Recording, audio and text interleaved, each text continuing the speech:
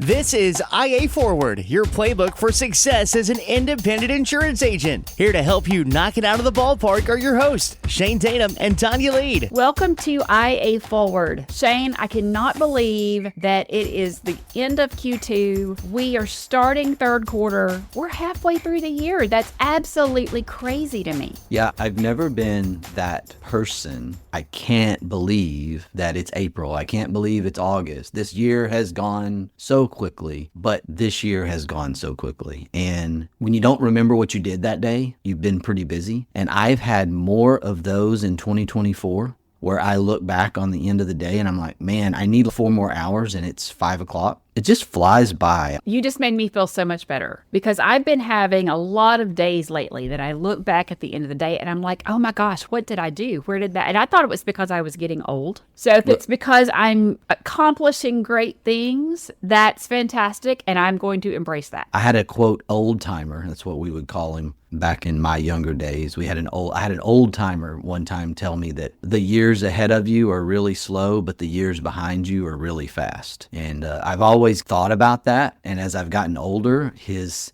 saying actually is coming true, which is a little bit sad. If we want to talk about old timers, let me just tell you, there is a lady at the gym that has started working out at the same time that the cute boy and I do. And this lady kills it. Like, she is probably, I would think, late 70s, early 80s. And when I get behind her on a circuit, it just hurts my ego because the lady can lift like twice what I can lift. It's unbelievable. I want to be her when I grow up, seriously. I hope to have the drive at the end of the day when I get there and continue to have the drive. It's a great mid-year checkpoint reset of we do have a great business. We do have great customers, employees. And when you look out across different spectrums, I would use that analogy of your gym in the older lady that's in front of you as a great driving motivation of really a lot of it is just back on me to put my shoes on and get going every day. That's easy to say, and I know sometimes that's hard to do, but that's really where we are. That's what it comes down to. Looking at the timing of the year, I love that midpoint. I actually do better setting goals in July than I do in January. Something about trying to start new things right after Christmas, my brain is fried. I just don't do well in January. But July, on the other hand, I can make adjustments, I can set goals, I can make new habits. Maybe it's because it's hot outside and it's not cold outside. I don't know. But this time of year is my time to figure out, okay, what can I do to make my best self better? And what habits can I get rid of? I think there's a podcast many moons ago that we did about that holiday hangover since you brought it up. January's tough, and I've reached this point where it's a 10-month year. Thanksgiving, get into January, it's a 10-month year. I concur 100% that mid-year, I had a mentor ask this very question. Hey, mid-year check, challenge you to have some mid-year review. Where are you? Where are things going? How are they going? What do you need to adjust? Because we have an entire second half of the year coming. And when you get into things like profit sharing dollars and you get into things like hitting that sales stride and hitting some goals, because we play some finite games within the infinite game, also a topic of ours over the years,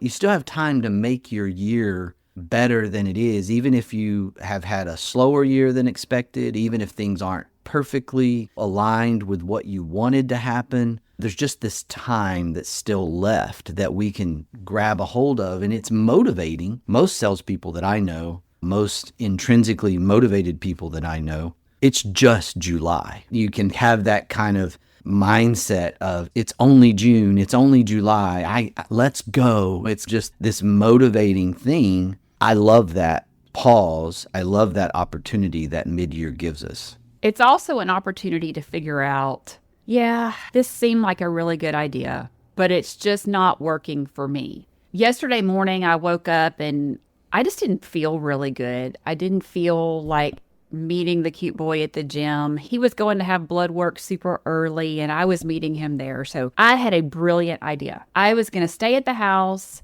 I was going to go in the dance room, and I was going to do this really incredible yoga workout.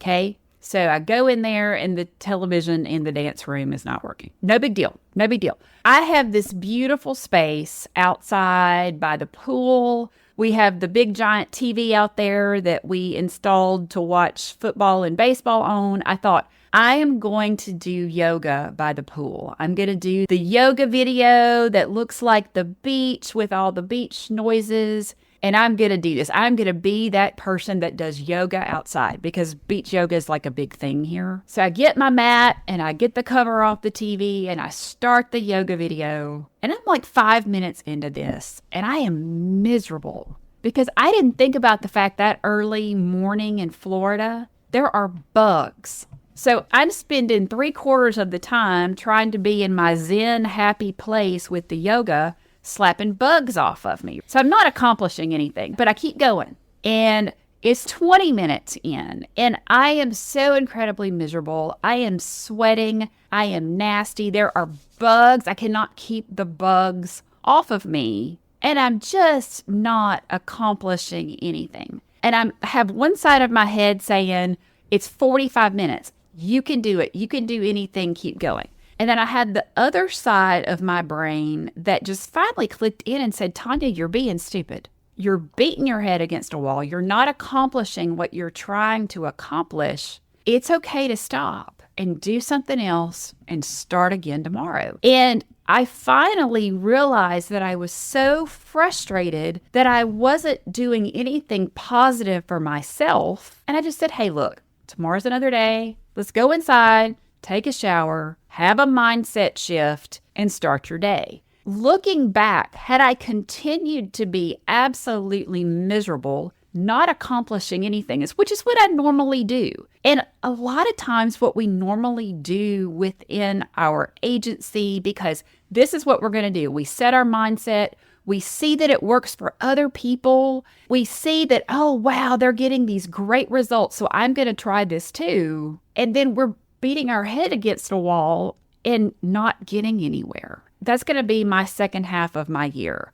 I'm going to take that comparison out. Outside yoga, first thing in the morning in the great state of Florida does not work for me because I don't like critters. Does that mean I'm going to stop exercising? No. It means that I'm going to find what works best for me, and doing that within our agencies is key. I parented and I have pretty much lived my business career through this idea of commitment. And you commit and you finish.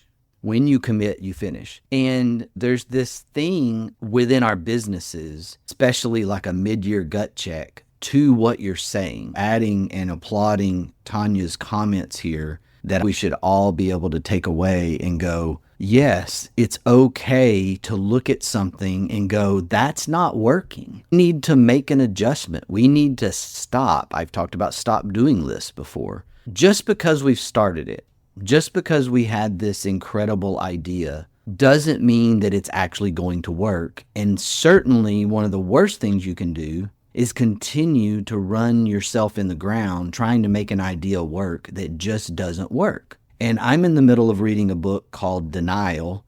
And if you don't love business history, you're not going to love this book. It's got some history in it. Talks about the Ford company, talks about the beginnings there, talks about the Model T. You can have any color of Model T that you want as long as it's black. The famous comment there from Mr. Ford. And there's this denial that we have to be careful about that, oh, we had this great idea, we had this great plan, and we're so committed to that, which is in my DNA, by the way, to be committed to it, but then we're in denial about the actual results. One of my planning sessions, my personal planning sessions a couple of years ago, I wrote down, and it became one of those things that every year I revisit, and it was observe the obvious, look and see what's working. Don't be in denial just because you had a plan. Just because you said we're going to do X doesn't mean you need to continue doing X. If it doesn't work, it's okay to adjust. And I really think that's what a mid-year checkpoint is really about. How's it going? What adjustments do we need to make? Is it working? Is it not working? And as business leaders and owners, let's just go ahead and say it. We've got a little bit of ego. Ego's good in the sense of confidence, not necessarily arrogance, but good in the sense of you got to have some of that confidence to take the leap, to start a business, to build a business, to grow a business. But sometimes that ego gets in our way because we think, okay, if I stop this, if I stop going the planned direction, then I failed. And that's not necessarily the case. You have to move past that it just didn't work. And I know that maybe that is failure in some ways, but you're not going to bat 1,000 with every one of your ideas. And so that's the checkpoint for me. And that's actually something I've been going through in our business for about a month now, as leading into that July 1st mid-year kind of point was, how is it going? What do we need to change? What do we need to adapt to? What do we need to keep doing that is working for us? And just being honest with yourself and then admitting the things that aren't working and being okay with that. This is also a great time of year to look at the tools that you are paying for and figuring out, are these tools actually what I need? Are they doing what I thought they were going to do? Do I have other tools that would do this 90% as well? Maybe if I cut back on X, Y, and Z, I can do it over here with this. It may take 3 clicks instead of 2, but can I make it happen? That's one of the things that I've done within the last month was go in, look at the subscriptions that I have, both from a business perspective and a personal perspective. From a business side, things that I have used in the past that now I have other tools that have started doing that. So I was able to cut that back. Yay, aren't you glad I saved you money? So happy. Thank you so much. You didn't even ask me to do that, but it's part of what I do in June going into July. I did the same thing from a personal perspective because tools change and they offer more and more stuff all the time that if we just take a moment to learn how to use them, then they may offer us a price savings somewhere else. And note, find you a marketing and branding expert that is budget conscious, that isn't just spend. That's what I learned from this little comment here. So thank you, Tonya, for managing the expense side, because we do that because it's so cool and it looks so good and it was going to solve this problem. Maybe it did solve a problem. But to your point, another tool now solves that same problem. We've used Constant Contact for a while. And Constant Contact is not a sponsor of this podcast, so they're getting free advertising here. But Constant Contact has been through problems, okay, with throughput of emails, blacklisted servers, all that stuff. And when you start looking at ways to manage email lists and breaking things down and the ability to take that product and do different things with it and email, et cetera, a lot of the different vendor platforms out there do a lot of the same things, have some of the same problems, and made a decision that we're just going to stick with it. Just got an email the other day, they're about to launch SMS text on that platform, which would be great. Now, we use it for our customers. We're not using it for spamming the world and doing illegal emailing. This is for our actual agents in our group, so they obviously want to hear from us. Our issue is that making sure they get the messaging. We could have switched and gone through the process, switching all things out, gone to a different platform, but we just landed with what everybody else is going to have this problem. Does it get us 80, 90% of the way there? Does it do everything? No, but it does most of the things. And we just stayed. That's the example that popped into my head is there's always probably something better initially. And I'm not adverse to change, and I'm not saying don't change your platform or whatever, or your tools, but really think about beyond the sales pitch you're getting. Is this tool really going to solve my problem, or is it just prettier? Is it just fresher? Is it just going to be a temporary fix, or is it really going to solve a long-term fix? Because I'm telling you, once you have a couple of employees, I'll even go down to that level. Once it's beyond just you, change gets harder and change gets disruptive. And when change gets disruptive, then your business tends to slow down a little bit. I'm not saying avoid change. I'm saying be thoughtful about your change and understand that there's going to be a change hiccup when you do something. And so sometimes it's just better off, to Tonya's point, of being 80, 90% of the way there and just keep trucking. Another thing that our organization does really well is finding alternate uses for the same product. We have a product that we use that is a sunset legacy product. We have looked for other things to figure out, okay, will something newer be more powerful? Will it give us more? But it doesn't. And we have figured out how to use tools, really and truly, how they weren't even intended to be used to make us be successful. Another thing that's happened in the gym recently, as a dancer, there are certain muscle groups that you need to use differently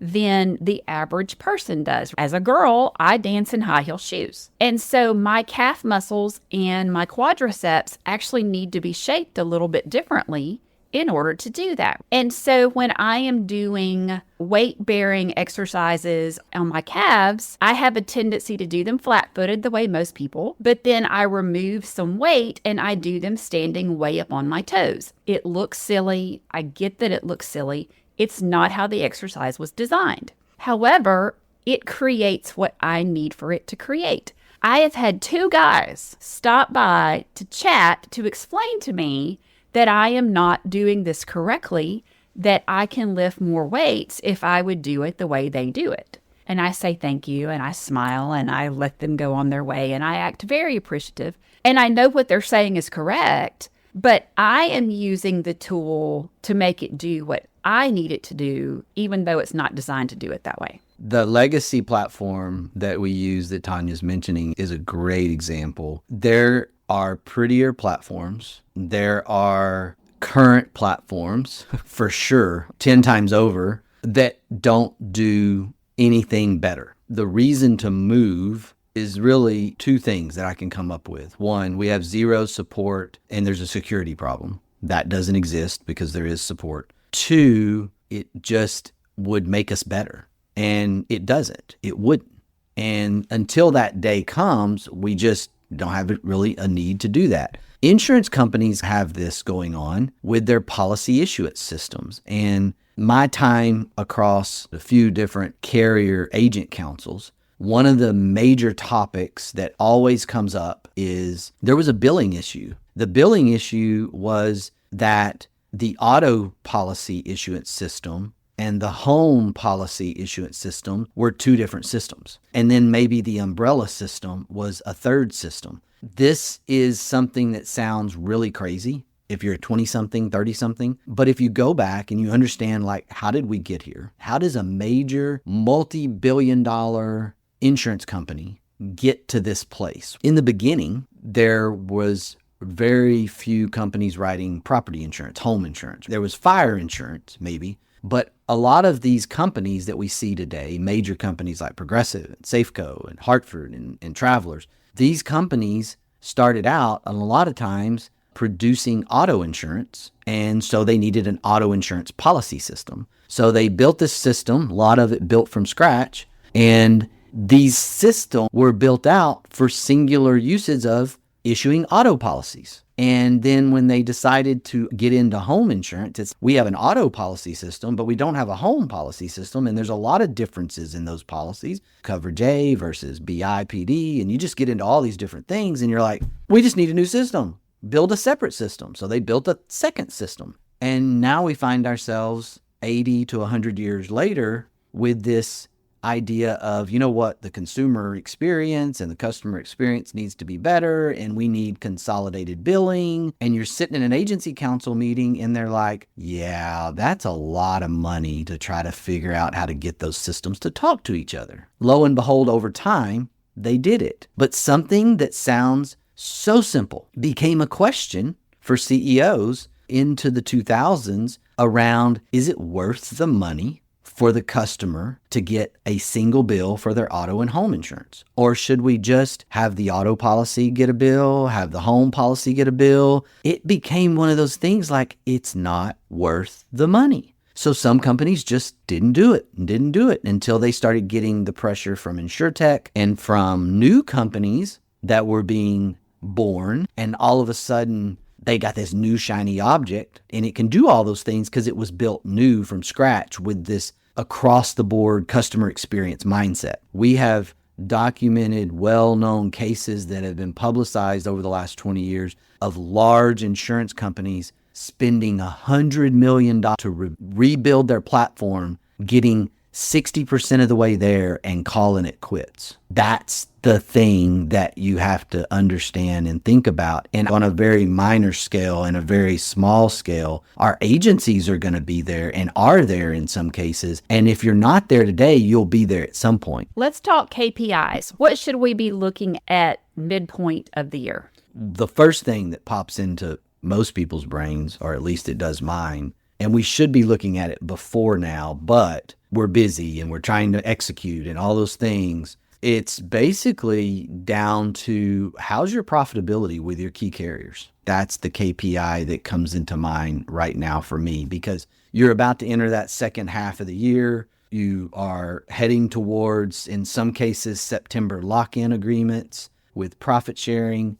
You still have time, earned premium to catch up. If you're running hot, what changes do you need to make within the book of business so that a 5-point swing in loss ratio could be worth $10, $20, $30,000, depending on the size of your book? So these are things that I know we're looking at. We start looking at those things much earlier. It's hard to start looking at those things before the second quarter because you just have a lot of stuff going on. Certainly down in the South, Midwest, spring storms. You can look at it in March and go, woohoo, we're killing it. But then you get spring storm season coming through. You get through April and May, and you're like, oh my God, we went the other direction. Now we're going into this. Are we going to have a bad hurricane season? What's that going to look like? Is it going to be mostly flooding, or is it going to be wind? What? Now that we're coming out of that spring storm, which 2024 was horrific from a spring storm standpoint, and the billion-dollar events that are going to come out of 2024 second quarter are probably going to beat most previous years. You can look at stuff in February and March and go, great, and then look at it at the end of May, June, and go, oh my gosh, I'm dead. I'm not going to make it. I'm out of the money this year. No, you're not. There's work that you can do. There's things that you can adjust. You can look at it. You can talk to your people. There's accounts that maybe are affecting you that you need to do some work with. All of these things can get you to a better profit sharing picture by the end of the third quarter going into that home stretch. Just because you miss a lock-in opportunity in the third quarter, generally around September, I've missed lock-ins of profit sharing and still made profit sharing because it just kept catching up and we kept working, and October got better than September and November got better than October, and we made it in. And so don't give up. And that's the way we have to see that second half of the year KPI. I love to think about how are you doing with your carriers, your key carriers. You don't have to think about this with carrier number 12, but carrier number 1, 2, 3, 4, these are important things to really look at. Welcome to the second half of the year. I hope that if your first half wasn't where you want it to be, that you're going to be able to take this and turn it around. I hope that you're able to look back, add to your stop doing list or your quit list, however you choose to word that. And I hope that the second half helps you accomplish everything you want to be, reminding you that have a positive mindset through this.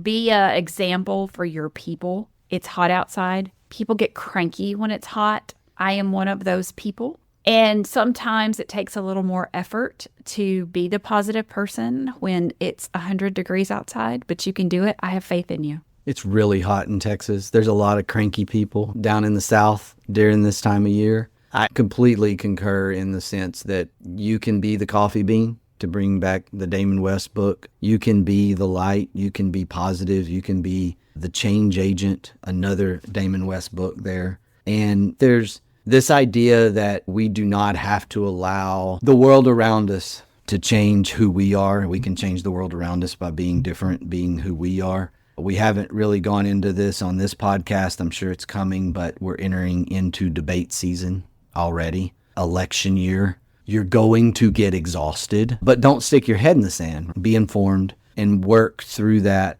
is what I would encourage you to do, and work through having that positive attitude. I'm going to leave us today with this quote from Lou Holtz. Ability is what you're capable of doing. Motivation determines what you do. Attitude determines how well you do it. Attitude's a choice. Make a great one. Bye, y'all. Ready to get the ball rolling with your independent agency? Learn more at IntegraAgent.com. That's IntegraAgent.com. Thank you for joining us on IA Forward. Make sure you never miss a show by clicking the subscribe button now, or learn more at IAForward.com.